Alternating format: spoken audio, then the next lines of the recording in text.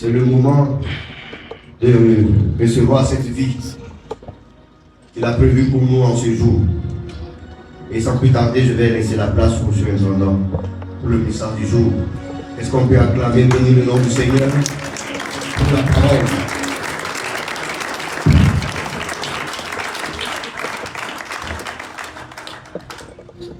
Bonjour frères et sœurs en Christ. La première lecture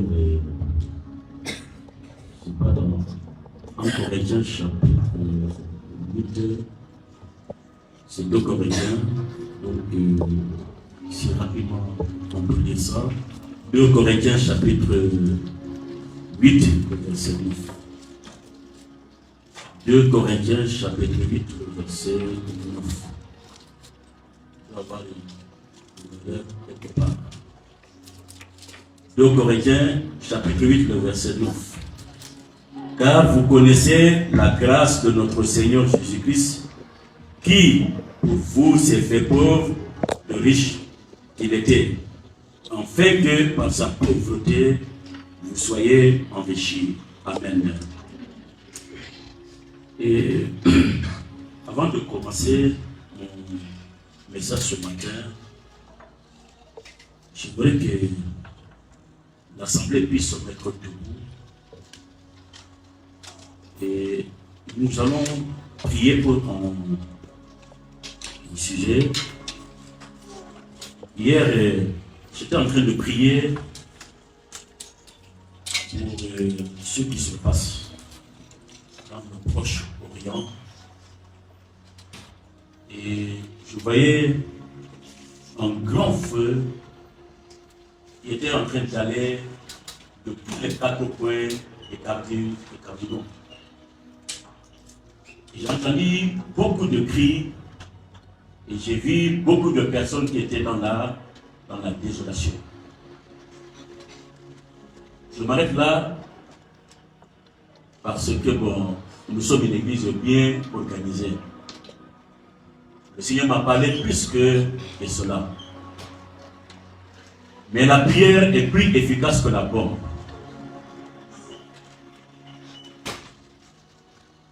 C'est pourquoi je voudrais vous inviter ce matin, en tant qu'Église. Notre Dieu est puissant. Élevons la voix et prions pour ce conflit qui est en train de gagner vraiment du terrain.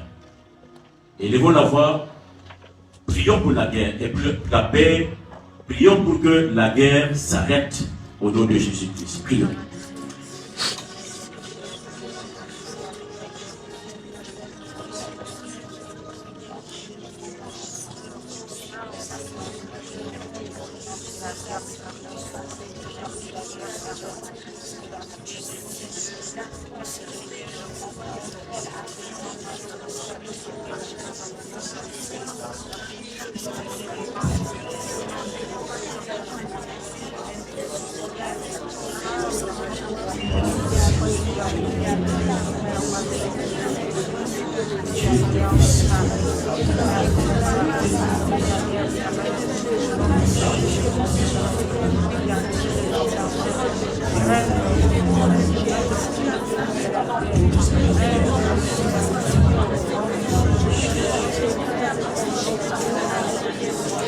Au nom de Jésus-Christ, nous avons prié.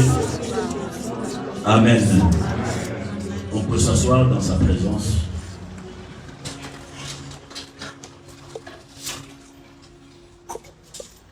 Nous voulons bénir le Seigneur, lui qui a permis que nous puissions embraser le mois d'octobre 2024. C'est parce qu'il a des projets de ne sont pas mieux que les autres qui ont perdu la vie.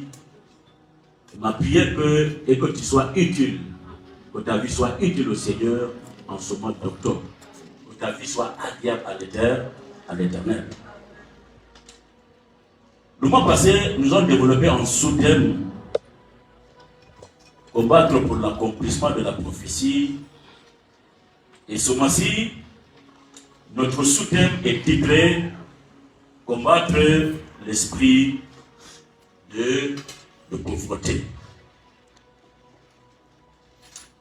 Je crois à l'onction, je crois à la puissance et du Saint-Esprit, mais je crois aussi à la bénédiction financière, à la bénédiction matérielle. L'homme est tripartite. L'homme, c'est l'esprit, le corps et l'âme. Une dimension physique, une dimension spirituelle. L'âme et l'esprit ont le besoin, mais le corps aussi a ses besoins. La Banque mondiale définit la pauvreté comme étant juste une faim. Une faim. Je crois à la plénitude. Donc, dans l'église, le message que nous prêchons, l'évangile, c'est un message holistique. C'est pour répondre aux besoins spirituels, mais à la fois aussi aux besoins physiques.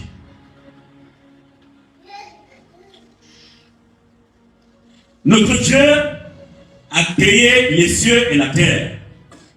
C'est vrai qu'aujourd'hui, parfois le message de la prospérité est mal prêché. Mais l'Église adore un Dieu dont l'or et l'argent lui appartiennent. Et l'Église a besoin de moyens financiers et matériels pour faire avancer l'œuvre. On ne peut pas marcher du Sénégal jusqu'aux États-Unis. On peut prendre l'avion. Alléluia. Et je suis un prédicateur, un pasteur qui croit que on peut prier, on peut exercer les dons du Saint-Esprit, la puissance, l'onction, mais aussi on peut être prospère. Et en tant que berger, en tant que pasteur, ma compassion pour les brebis est tellement grande. Parce que Dieu n'aime pas la souffrance et la misère. Et ma prière dans cette église, c'est que tout soit équilibré. Qu'on cesse de pleurer. Il faut que les larmes cessent. Mes amis, l'église que nous voulons, si nous sommes disponibles et disposés, si le cœur est disponible et disposé, on peut trouver cette église. Au-delà du salut, au-delà de la prière, au-delà de la manifestation des dons, moi je prie pour que les frères et sœurs qui veulent travailler. Oui. Qui veulent se marier, qu'ils se marient. Et souvent je le dis, après le salut, Dieu a deux grands projets pour l'homme. C'est le travail et le mariage. C'est quand Dieu a créé l'homme à son image, à sa ressemblance. Il a dit à l'homme de cultiver la terre. Ça, c'est le travail. Et deuxièmement, Dieu a dit à l'homme, il n'est pas bon. Il dit, il n'est pas bon pour que l'homme soit seul. Il n'est pas bon aussi pour que la femme soit seule. L'église dont je rêve, c'est une église équilibrée. Une église David, où nous allons manifester la plénitude à tous les niveaux. Et cela est possible. C'est quoi la pauvreté? La pauvreté est juste un manque. C'est un état d'une personne qui manque de moyens matériels, d'argent, insuffisance de ressources, ne pas avoir assez d'argent pour satisfaire ses besoins de base, comme se nourrir, se vêtir et se loger. Le Dieu que nous adorons est capable de nous donner les moyens à chaque personne ici pour se vêtir, si le besoin est là. David, de trouver un lieu pour habiter un logement, si c'est David, si tu le désires. Et de te donner les moyens pour que tu puisses manger. Notre Dieu est capable. Est capable.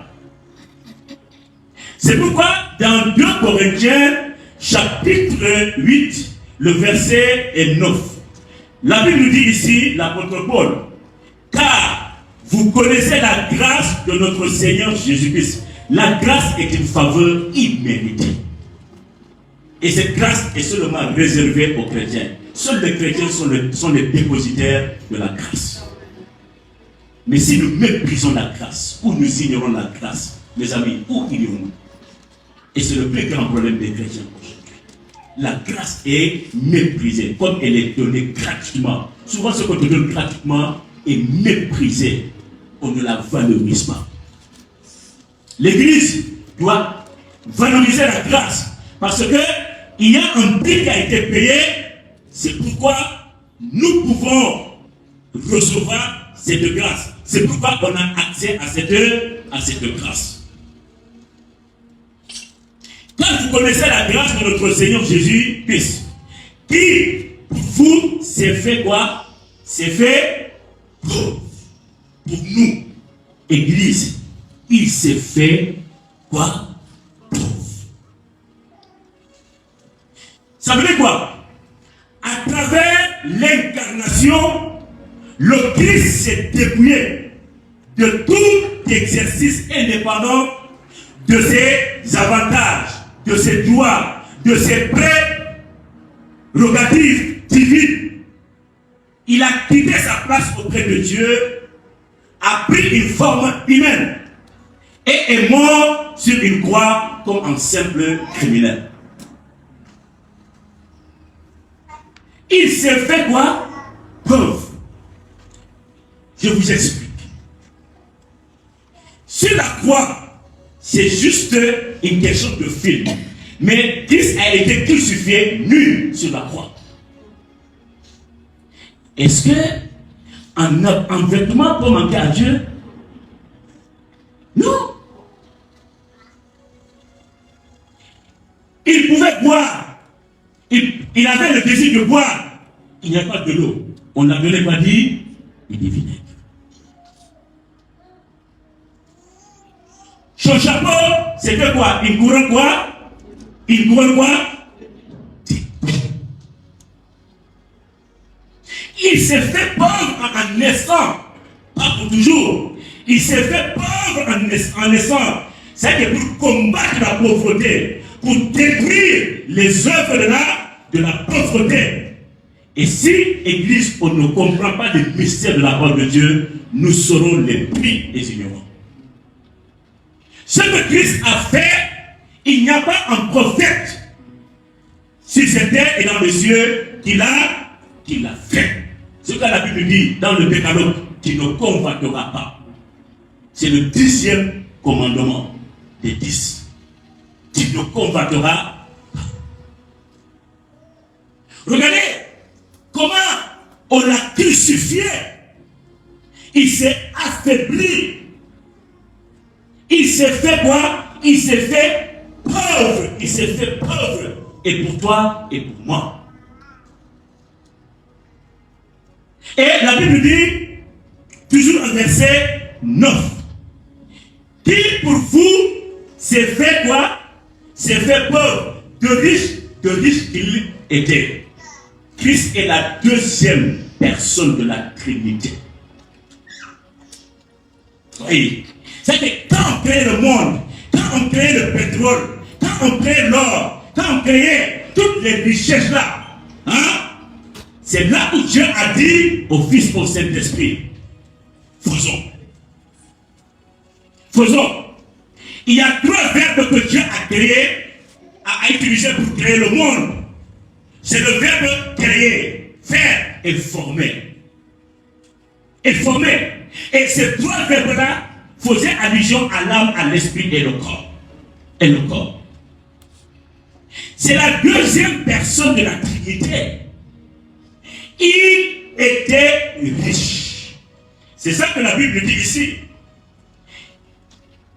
La Bible dit ici, de riche qu'il était au ciel, il était assis dans le confort. Mais juste pour te sauver et me sauver, il a quitté son confort, il est venu sur la terre. Regardez mes amis, Jésus-Christ, le jour de sa naissance, il est né où? Dans une crèche. Qui souhaite être né dans une crèche? Il a fait pour toi et moi. Parfois on ne comprend pas. Quand il a commencé son ministère, 42 jours, c'était dans le désert. Dans le désert, en face des serpents et des animaux sauvages, 42 jours. Il le faisait pour toi et moi. Et où est-ce qu'il a fini sa vie? Sur la croix. Sur la croix. Sur la croix. De risque qu'il était. Ça signifie quoi? Il s'agit ici, David, d'une évocation de l'éternité et de la préexistence de Christ. En tant que deuxième personne de la Trinité, il possède la richesse de Dieu lui-même. Il possède toutes choses, toute la puissance, l'autorité, la souveraineté, la gloire et la majesté. Et la majesté. La Bible dit, afin que par sa pauvreté, vous soyez quoi? Vous soyez quoi? Riche. Afin que par sa pauvreté, vous soyez quoi? Vous soyez pas riche. Afin que vous soyez enrichis. Les croyants deviennent spirituellement riches par le sacrifice et l'appauvrissement de Christ. Ils deviennent riches de toute bénédiction spirituelle, financière et matérielle. Mes amis, ceux qui courent derrière les marabouts et les féticheurs, ces chrétiens parce qu'ils sont découragés, vous êtes dans l'ignorance. Les chrétiens qui voient ses frères et ses sœurs réussir, ils sont jaloux et ils convoitent, vous êtes dans l'ignorance. Pour chaque personne, Dieu a un projet. Ta destinée est différente de ma destinée. Et je vous dis une chose, Dieu n'a jamais créé un pauvre. Dieu n'a jamais créé un pauvre. Je vais toucher ici 3 facteurs de la pauvreté qui nous fatiguent. 3 facteurs. Et là, je suis en train de faire l'état des lieux, parce que c'est un thème qu'on va développer tout au long du mois et d'octobre. Notre thème cette année, c'est choisi, établi, mandaté pour porter des fruits. Il faut que ces fruits-là soient palpables, soient tangibles. Oui. Oui. 3 facteurs de l'esprit de pauvreté. Le premier facteur, et pour moi, c'est quoi? C'est la désobéissance. Il faut que les chrétiens arrêtent de désobéir. Arrêtons de désobéir. Arrêtons de désobéir. Je dis, quelle que soit la taille et le poids de la désobéissance, faisons très attention. Pour moi, il n'y a pas un petit péché, il n'y a pas un grand péché.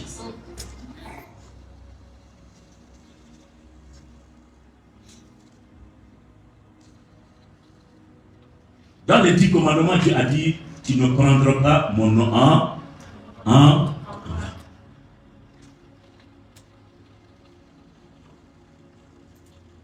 la désobéissance.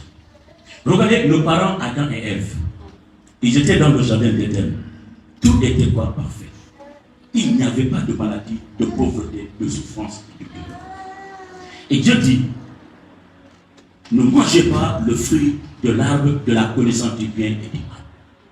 Quand ils ont mangé l'arbre là, les portes étaient ouvertes au monde des ténèbres. À cause de la désobéissance. À cause de la désobéissance. C'est quoi la désobéissance? C'est le refus d'obéir. C'est le refus d'obéir. C'est le refus quoi? D'écouter. Mes amis, vous pensez que l'église est en marché? Non.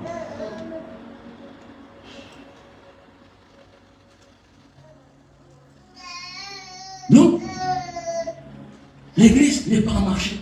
Et parfois nous sommes aveuglés, nous sommes voilés, mes amis. On fait des choses dans la désobéissance sans se rendre quoi? Compte. Sans se rendre compte.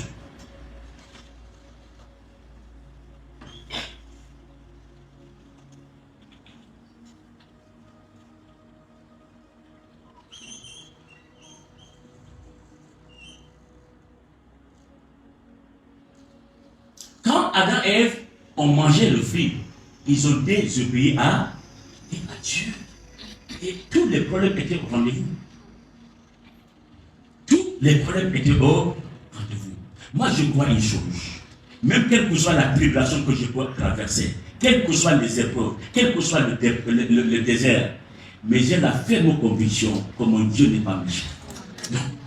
Ça, la méchanceté là, il faut trouver ça ailleurs. Mais ton Dieu n'est jamais méchant. Ton Dieu n'est pas quoi? Mais méchant. C'est un Dieu d'amour, un Dieu de bonté, de miséricorde. Quand Dieu a tant aimé le monde, il a donné quoi? Et son Fils. En fait, que quiconque croit en lui ne périsse point, mais qu'il ait la vie éternelle. Mes amis, lisons dans Deutéronome chapitre 28, le verset. Deutéronome chapitre 28. Deutéronome chapitre 28. Et à partir du verset. À partir du verset.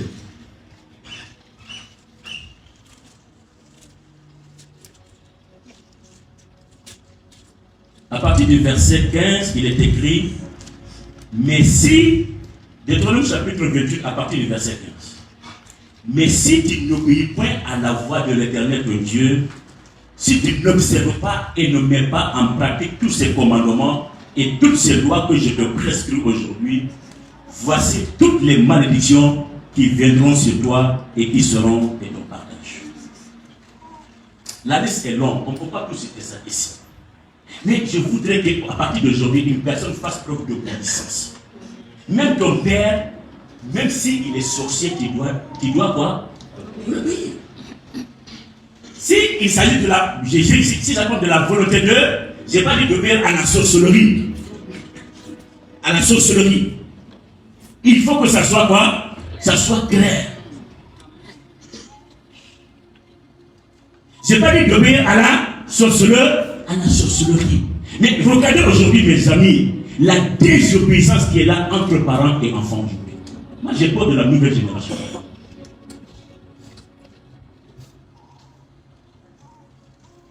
Quel que soit votre cerveau, vous ne pouvez pas être plus âgé que vos pères et vos mères. Non.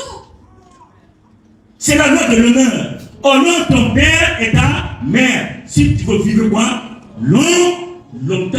Aujourd'hui, à la maison, on parle, mais les enfants n'obéissent pas. Vous voulez aller où avec le Seigneur? Même dans l'église. On donne des ordres, on ne les respecte pas.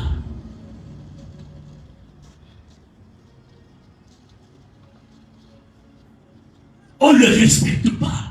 Moi, je crois comprendre à l'école, dans vos lieux de service, on donne des ordres, vous les respectez, mais l'église, qui est l'entreprise vivante de Dieu, on donne des ordres et on ne peut pas respecter. Je ne vais pas parler à quelqu'un. Moi, je dis une chose. Je ne suis pas un prédicateur qui prêche. Je dis la vérité parce que c'est la vérité qui libère. Vous connaîtrez la vérité et la vérité vous affranchira. Tu ne peux pas respecter le règlement de ton école, de ton entreprise et à l'église. Tu ne peux pas respecter ce que Dieu est en train de dire. Mettons en pratique la parole de Dieu. Respectons la parole de Dieu. Si nous voulons, mes amis, que le bonheur nous accompagne, si nous voulons que la grâce nous accompagne, moi je ne suis pas de ces prédicateurs-là qui font des compromis. Ça ne marche pas avec moi. Oui. Ça ne marche pas avec moi. Un prédicateur corrompu, sa destinée c'est l'enfer. Sa destinée c'est l'enfer. Jésus me disait, en vérité, je vous le dis, frères et sœurs, ma prière pour vous, c'est de voir chaque personne ici s'épanouir sur le plan spirituel, sur le plan sentimental, sur le plan financier, sur le plan matériel. Mais il faut obéir. Vous chantez ça? Il faut obéir. Je vous assure qu'aujourd'hui, le diable, il sait qu'on ne peut plus partir voir le marabout et le féticheur. Mais qu'est-ce qu'il fait? N'obéissez pas. N'obéissez pas. N'obéissez pas. Il dit, tu seras maudit dans la ville et tu seras maudit dans les champs. Ta corbeille et ta chute seront maudites. Le fruit de tes entrailles, le fruit de ton sol, les portées de ton gros et de ton maudit bétail. Toutes ces choses seront quoi? Maudites. Et donc, oui, quand tout cela est maudit, la richesse est où? La richesse est consumée. Est consumée. Est consumée. Même jusqu'aux unions. Ceux qui vous disent là, les présidents des unions là, les femmes, les jeunes et la jeunesse, obéissez, ce sont vos responsables de dirigeants. Je ne parle pas du pasteur. Aujourd'hui, le pasteur ne vaut rien. Ce n'est pas dans l'église méthodiste. Non. Dans l'église méthodiste, on respecte les autorités. Le pasteur n'est pas ton cousin. Le pasteur n'est pas ton cousin.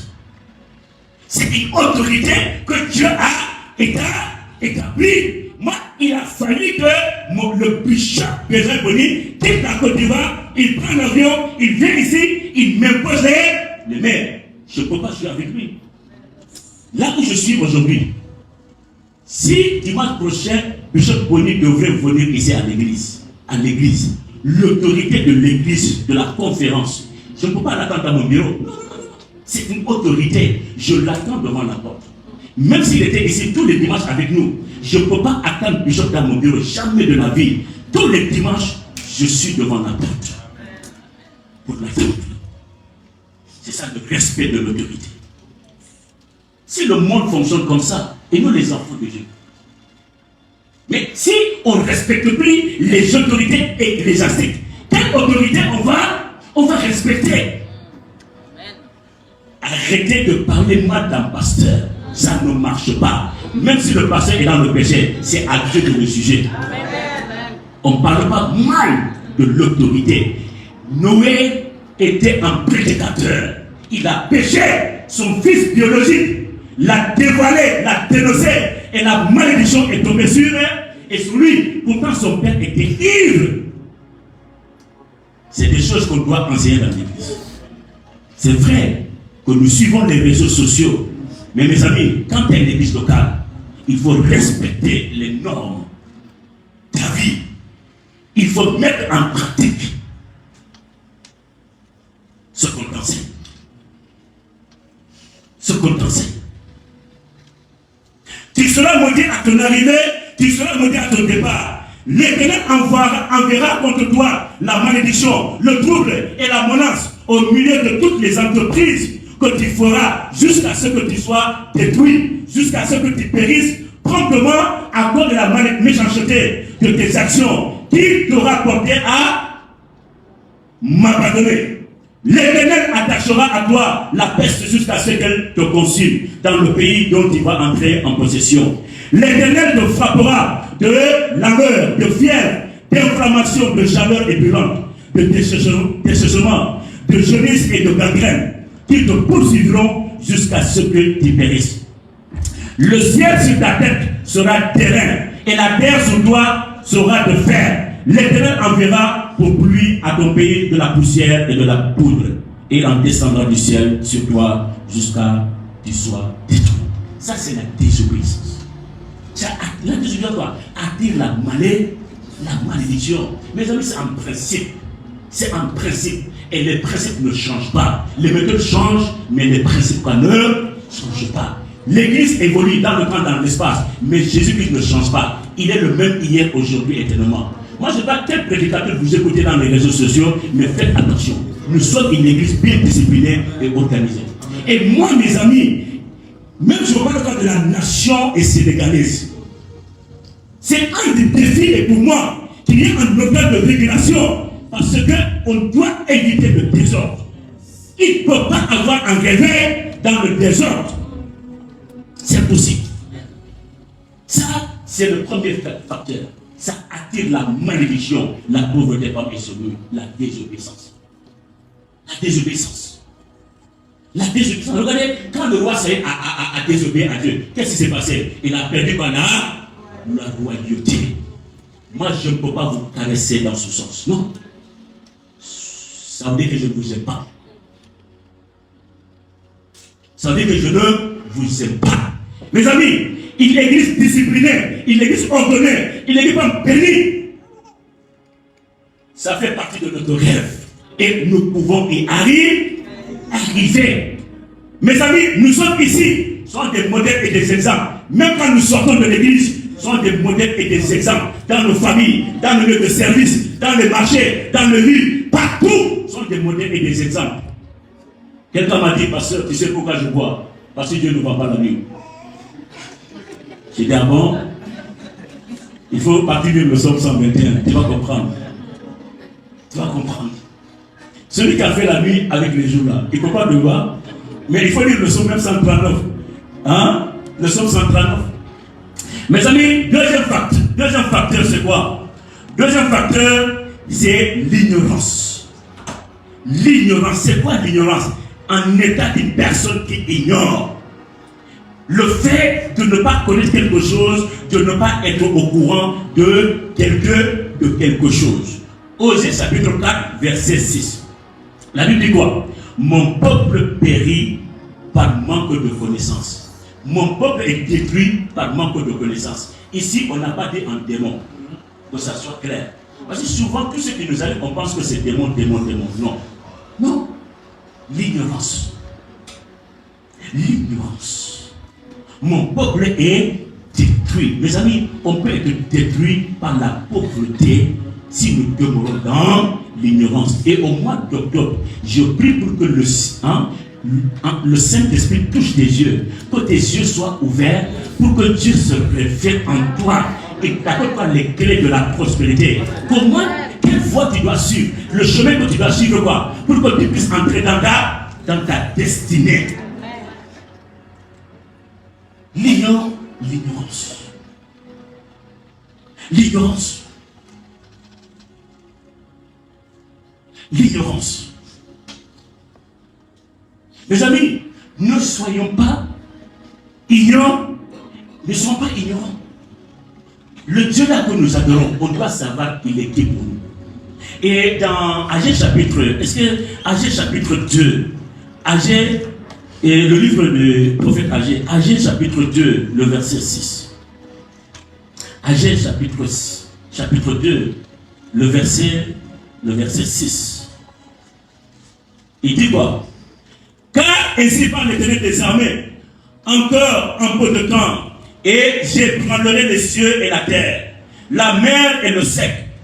J'ébranlerai toutes les nations, les trésors, le verset 7, les trésors de toutes les nations viendront, et je remplirai de gloire cette maison, dit l'Éternel des armées.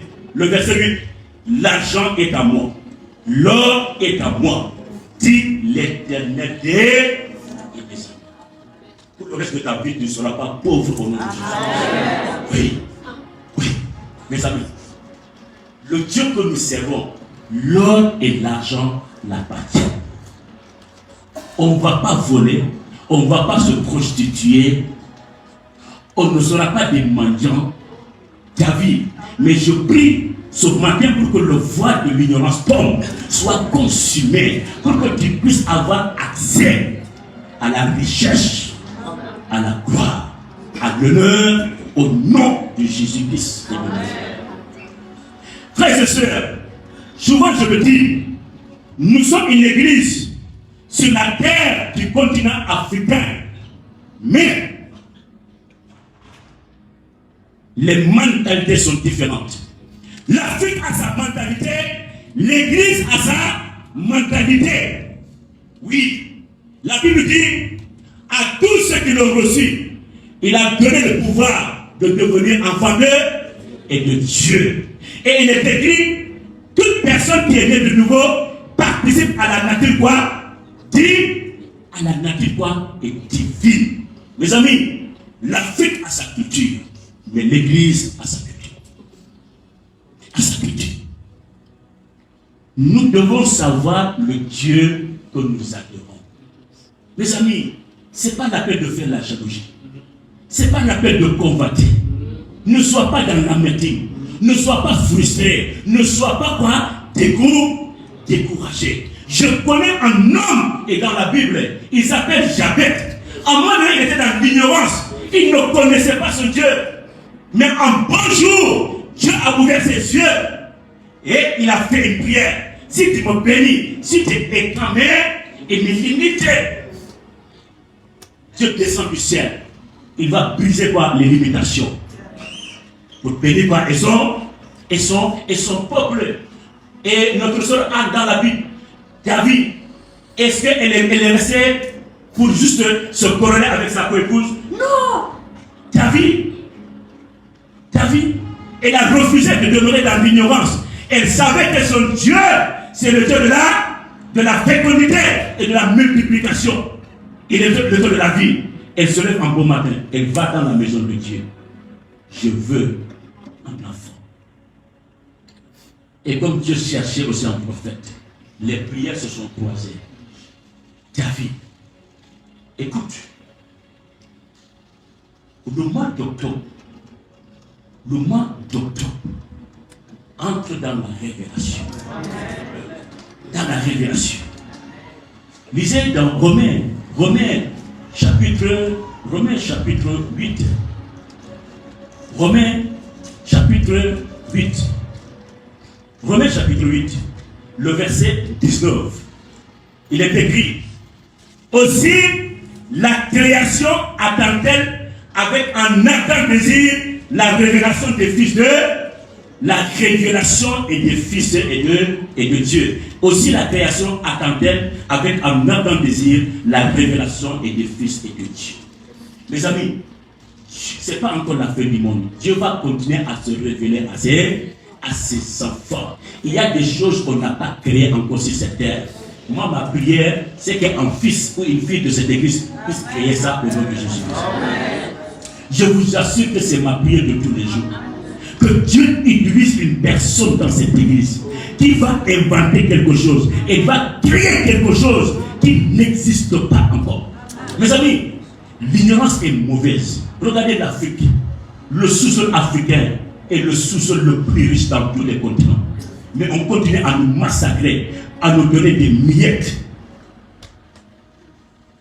Oui. Le continent le plus pauvre. Mais je dis le continent le plus quoi? Le plus riche. Et ma prière, il est temps, mes amis, que les fils et les filles de l'Afrique se lèvent pour la révolution économique. Oui. C'est le continent le plus quoi? Riche. Aujourd'hui, dans tout le monde, presque tout ce qu'on fait aujourd'hui, il faut venir en Afrique. Notre sous-sol est rempli de richesses. Mais on continue à nous piller, on continue à nous dompter, on continue encore à nous tromper. Jusqu'à quand? Jusqu'à quand? Mes amis, l'église, on n'est pas seulement pour adorer et prier. Moi, ma prière, vous, les frères, vous les sœurs, que Dieu vous accorde cette grâce. Pour que, dans les décisions qui se font, mes amis, les décisions que nos autorités prennent, qu'il y ait des fils et des filles dans cette église, dans nos églises, qui feront partie. Qui feront quoi et partir. Mes amis, c'est l'ignorance. Mais l'Afrique est riche. C'est l'ignorance.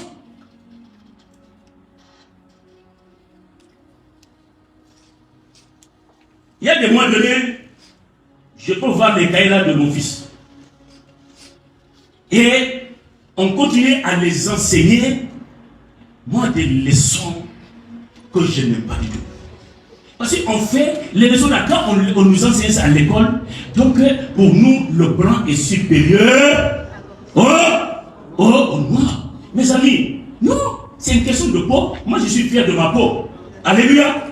Oui, même le colonel Kadhafi l'a dit, la vache blanche et la vache noire donnent quoi? Le même lait. Il n'y a pas un lait noir, du lait jaune, le lait bleu. Le lait est blanc. Oui. Le lait est blanc. Mes amis, je vous le dis, la mentalité de l'Afrique n'est pas la mentalité de l'Église. Les jeunes, réveillez-vous, c'est le moment. L'esprit que vous avez reçu, c'est un esprit de supériorité. Ah oui, ça je vous le dis. Je vous le dis. Mes amis, en 2025, nous voulons posséder notre temps. Nous voulons posséder notre temps. Quels que soient les millions que ça va nous coûter. Et ma prière, frères et sœurs, je le dis toujours, que Dieu fasse de vous des millionnaires et des milliardaires. Oui, je ne veux pas chercher ailleurs. La première place, pour moi, la première place où je dois chercher, c'est ici. Pour construire la maison d'Dieu et de Dieu. Et pendant que je suis en train de parler, l'onction de saisie, l'onction de la prospérité. Mes amis, c'est possible. C'est possible. Un jour, une année, j'étais en haut. Il faut se souvenir, j'étais à l'école de dimanche, à Coni. L'église était dans un salon. Moi, j'ai changé l'hôtel 3 fois. On avait commencé comme ça, n'est-ce pas, à Coni? Comme ça. Oui. Mais je vois que les gens venaient, l'église était remplie, mais les gens même étaient en dehors du bâtiment. Moi, je prêchais, je ne vois pas les gens. Et puis, je change encore de l'autre côté. C'est pareil. Je change encore de l'autre côté. Pas pareil. J'ai dit, Dieu, trop c'est trop. Il faut que tu me donnes un lieu de culte. Et Dieu l'a donné. Dieu l'a donné. Mes amis, ne sois pas peine pour ce projet-là. Moi, je te parle. Je te parle. Là où je parle aujourd'hui, il n'y a aucune personne, un membre là-bas à Mourouka, qui peut vous dire que le pasteur Jean-Pierre là, il va demander de l'argent. Non. Mais pour Dieu, donner l'argent pour Dieu. Il faut que son règne d'Ami avance. Sinon, le règne de Satan va avancer et il va amener comme le règne de Dieu. C'est pas normal. C'est pas normal, frères et sœurs. C'est pas normal. L'ignorance. L'ignorance. Et le troisième facteur que je voudrais développer, c'est quoi? C'est la paresse. La paresse. C'est quoi la paresse, mes amis? C'est un comportement de quelqu'un qui répigne à l'effort, au travail et à l'activité. Le paresseux n'est pas quoi? Travailler. N'est pas travailler. Et c'est la différence entre les pays occidentaux avec nous. Nous, on pense que, par exemple, en Asie, en Europe, aux États-Unis, les gens ramassent de l'argent. Ils travaillent comme des fous. Faites attention, même entre un Américain avec un Européen. L'Européen peut te donner comme ça de l'argent. Mais même si c'est l'Africain là, l'Africain, plutôt si c'est même l'Américain là, tu as besoin de quelque chose, il te dit viens à la maison, fais-moi d'abord ce travail, je te donne. Mes amis, écoutez, je bénis par exemple le Seigneur pour la vie des premiers missionnaires de l'église ici en Afrique. Mais certains missionnaires ont rendu paresseux aussi par exemple aux chrétiens africains. Ah oui, je m'explique. Oui. Vous savez, moi j'ai fait l'internat. T'as vu?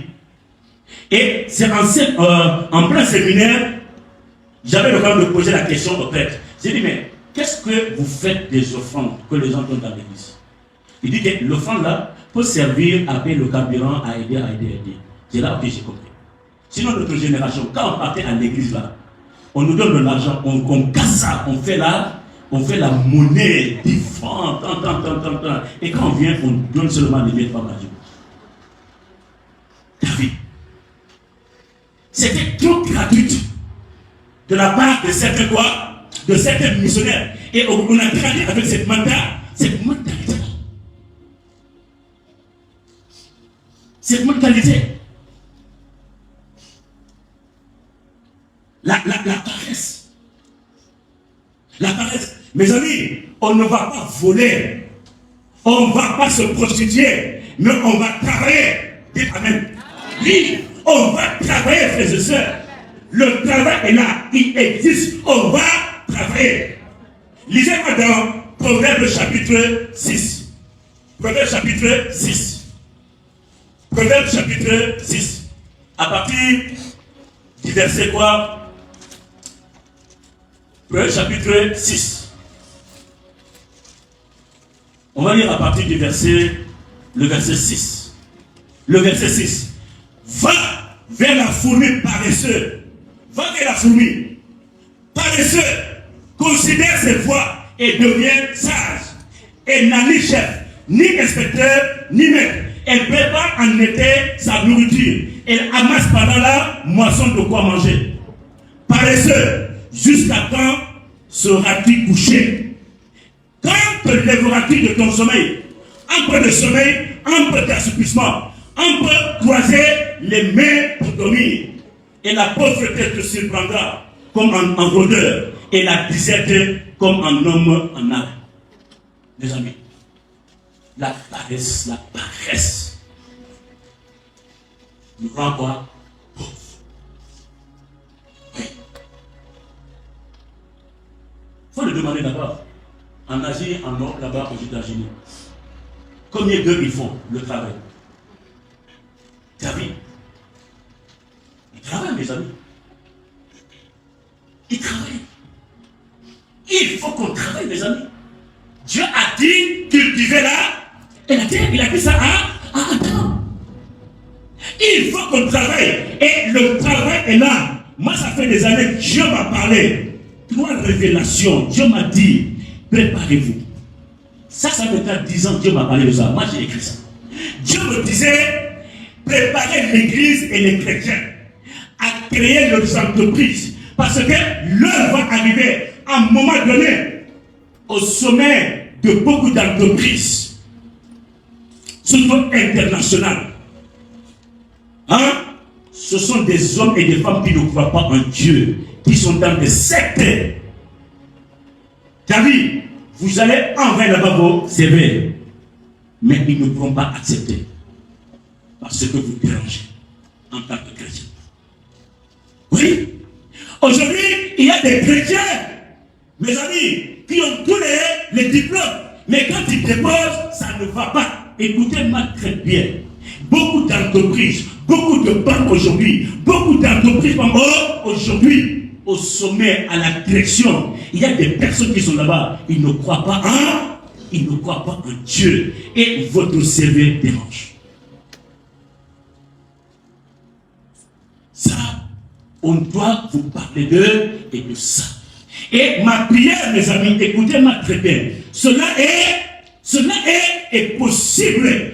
Ici même, des hommes et des femmes peuvent créer quoi? Le propre entre, ne méprisez pas le commencement. Ah oui, là on va passer s'écouter un économiste. Il parlait de 4 sociétés, vraiment, qui a fait, il parlait de Facebook, Google, Amazon, et puis Apple.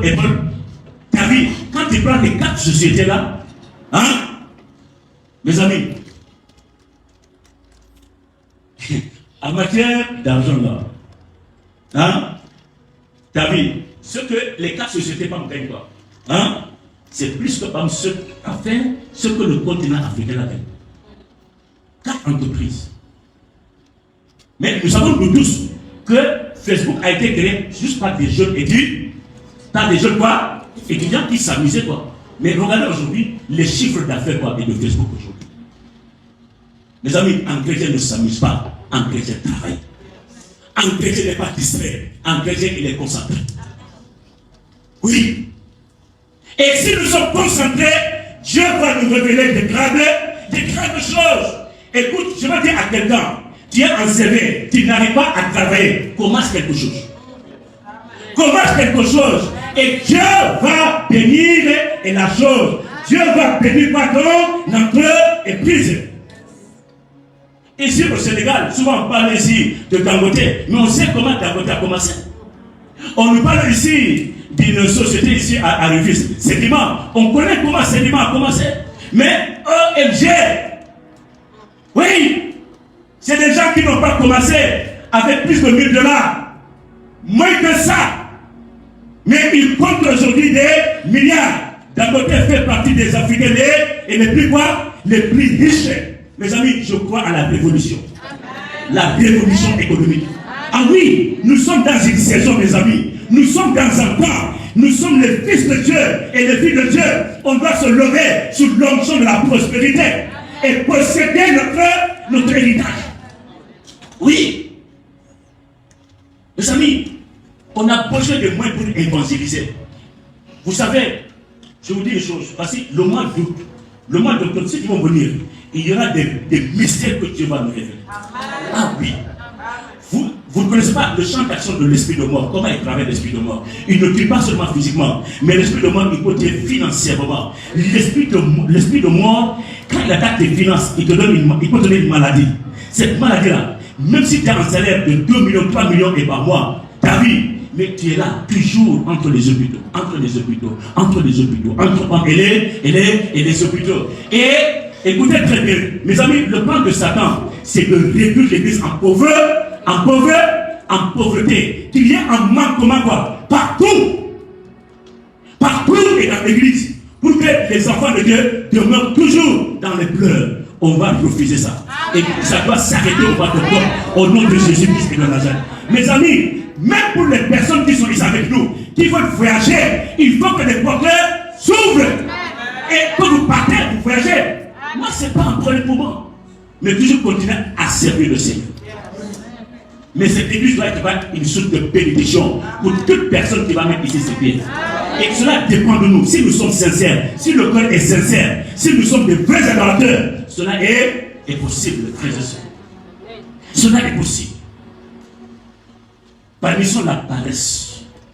Moi, ma prière, mes amis, c'est que chaque personne trouve quelque chose à faire. Ecclésiaste chapitre 11, verset 1. On dit quoi? Jette ton pain à la surface des eaux. Et avec le temps, quelque chose va se passer. Amen. Oui. Mes amis, levons-nous. Il faut qu'on travaille. Il faut qu'on travaille. L'église, je bénis le Seigneur pour la vie des missionnaires. Mais l'église ne peut pas toujours dépendre des partenaires. Parce que c'est mon message. Les partenaires ont beaucoup fait, mais on ne peut pas toujours dépendre des partenaires. Tout ce que nous voulons, partenaires. Le plus grand partenaire, c'est le Saint-Esprit. Oui. Mes amis, on doit se faire respecter. Dieu ne fait pas de ségrégation. Dieu n'est pas dans le népotisme. Oui. Si Dieu veut bénir son église, il bénit son église. Pour terminer, je voudrais parler d'un principe. Le principe là, j'appelle ça le changement de mentalité. Le changement de mentalité. La mentalité est un état d'esprit. C'est un ensemble des manières habituelles de penser et de croire. Un ensemble des manières habituelles de penser et de croire. Un ensemble des manières habituelles de penser et de croire. Quelles sont nos pensées? Comment nous pensons, les amis?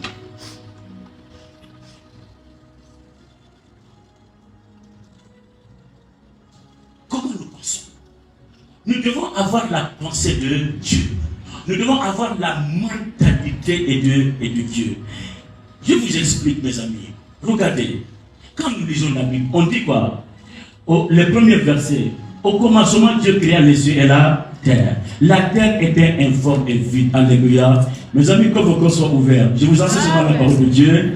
Et si ton cœur est ouvert, la parole de Dieu vient comme une semence et va porter des fruits au nom de Jésus-Christ. Ah oui. Quand ton cœur ne soit pas endurci. Même ce que je te dis là, tu n'as pas compris après le but. Viens me voir dans le but. Alléluia. Quand ton cœur soit fertile. Regardez, au commencement, Dieu créa les cieux et la terre. La terre était informe et vide. La terre était informe et vide. Regardez maintenant la pensée de Dieu. Dieu n'aime pas le vide. Moi, c'est ici à l'église, quand tu viens à l'église le dimanche, et tu vois que les chaises sont vides, tu es content? Mais qu'est-ce que tu fais après le vide? Tu penses que l'évangélisation, c'est l'apanage des pasteurs seulement? Hein? Non. Dieu n'est pas le vide. Regardez, mes amis, dans la pensée de Dieu, si vous lisez dans Genèse chapitre 1, chapitre 2, dans la pensée de Dieu, il y avait le vide, mais Dieu, dans sa mentalité, il a vu la lumière, il a vu les arbres, il a vu les eaux, il a vu les hommes, il a vu les montagnes, il a vu, et il va le matérialiser, il va le réaliser. Mes amis, quelle est notre mentalité dans l'église? Quelle est notre mentalité? Et c'est quelqu'un là qui croit qu'on peut quitter l'église de 100 personnes, 200 personnes, à 1000 personnes, à 5000 personnes, à 10 000 personnes. Est-ce que tu as cette pensée-là? Est-ce que tu as cette pensée? Il faut avoir cette pensée. Parce que le Sénégal fait plus de 18 millions d'habitants. Quelle est ta pensée dans l'église? Comment tu penses dans l'église? Est-ce que tu as cette pensée de voir des directeurs et des directrices d'entreprise?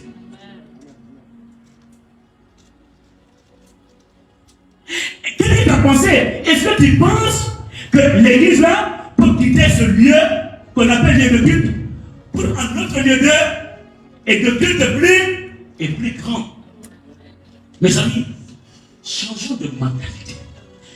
En fait, si vous lisez dans Proverbe chapitre 23, le verset 7. Proverbe chapitre 23, le verset 7. Il dit quoi? Il dit quoi? Proverbe 23, chapitre 7. Car il est comme les pensées de son âme. Car il est comme les pensées de son âme. L'homme n'est rien que ce qu'il pense. Une église qui ne pense pas à la réussite, elle ne peut pas réussir. Une église qui ne pense pas à gagner les âmes, elle ne peut pas croître. Oui. Si tu ne penses pas à se marier, tu ne peux pas se marier. Si tu ne penses pas à travailler, tu ne peux pas travailler. Oui. Oui. Quelles sont nos pensées? Les amis, je connais 2 personnes, Caleb avec Josué. Ils étaient tous espions. Moïse les a envoyés en Égypte. Quand ils sont arrivés là-bas, ils ont vu la grâce de Dieu, la bénédiction. Mais quand ils sont venus, regardez, 12 personnes. Maintenant, il y a 10 qui avaient une mauvaise mentalité. Ils ont dit à Moïse, c'est un bon pays où coule le lait et le miel. Voici les fruits. Mais, on se ressemble comme à des sauterelles. Est-ce que vous connaissez la durée de vie des sauterelles? Si tu es une sauterelle, tu ne vas pas durer longtemps. Oui, moi je ne suis pas une sauterelle. Je suis un enfant de Dieu. Oui, je suis un enfant de Dieu. Car il dit, on se ressemble comme à des sauterelles. Et mes amis, ils se sont mis à pleurer. Ils ont découragé toute l'assemblée. Faites attention de ceux qui viennent. Je le dis et je le répète. Moi, ma maison ne vient pas pour me décourager. Viens pour m'encourager. Ça, je t'avertis et pour ça. Ne m'appelle jamais pour me décourager. Faites attention avec ses frères et ses sœurs qui viennent chez vous pour vous décourager, qui vous appellent au téléphone pour vous décourager. Soyez des hommes et des femmes inébranlables. Écoutez plus l'information qui vient du ciel. Mes amis, écoutez très bien. Si vous voulez une bonne information, c'est l'information qui vient du ciel. Ta vie, elle traverse d'abord l'esprit, l'âme et le corps. Mais l'information qui vient de la terre, ça transforme quoi? Ça passe où? Le corps d'abord, l'âme et l'esprit. Faisons très attention, mes amis. La mentalité, quelles sont tes pensées? Il y a des chrétiens qui viennent à l'église, mais ils sont des pensées suicidaires, qui pensent à la mort. C'est pas normal. Qui pensent à l'échec, c'est pas normal. Donc Dieu est vivant. David a dit, je ne mourrai pas, je vivrai. Quelles sont tes pensées? Quelles sont les pensées de l'église? Est-ce que nous pensons grand? 10 personnes, mes amis, une mauvaise mentalité. Regardez, une église de 12 personnes, mais les 10 étaient contre la volonté de Dieu. Comment cette église va croître? Mes amis, je vous dis quelque chose, c'est la qualité qui compte. Parfois, ce n'est pas la quantité. Alléluia. Oui, alléluia. Ouais.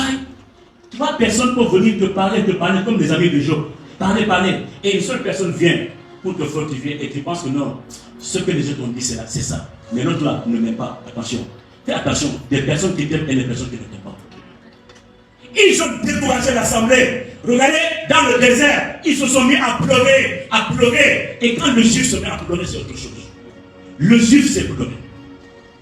Ils étaient nombreux. Même Moïse était un peu troublé. Mais 2 personnes, Caleb avec Josué, ils ont fait taire quoi? Tout le monde. Pour les dire, ce pays-là est sûr. Montons. Alléluia. C'est pour eux, la pensée, la mentalité. Mes amis, il faut un changement de mentalité.